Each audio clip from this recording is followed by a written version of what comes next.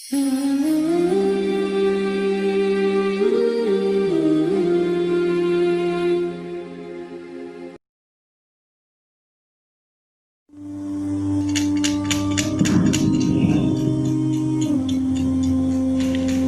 kepala, pejamkan mata, rapatkan bibir, angkat lidah ke langit-langit, dilipat ujung lidah sedikit, tarik nafas, tahan seberapa sanggup, rasakan getaran isim zat, hadirkan nama zat.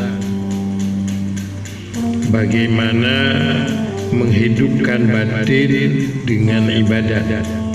Ibadat bukan hanya organ luar, tapi jauh lebih penting tunduk roh kita kepada Allah. Hadirkan nama zat sebagai bagian cara menghidupkan roh dengan ibadat.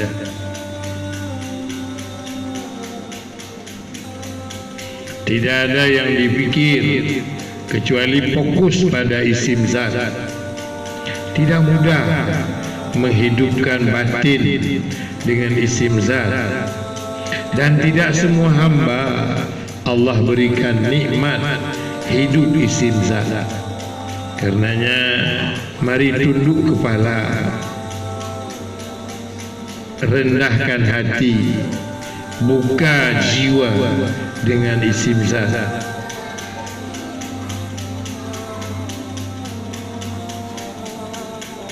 Tidak ada yang mengganggu pikiran.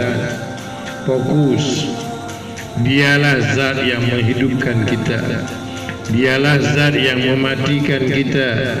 Dialah segala-galanya.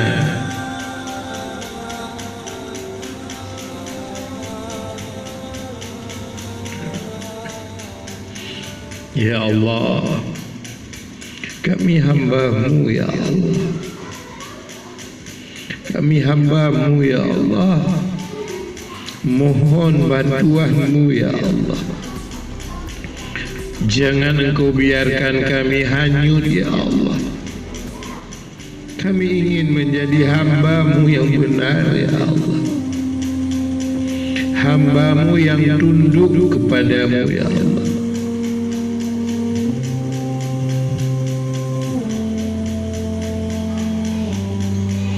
Tolong kami ya Allah. Sayangi kami ya Allah.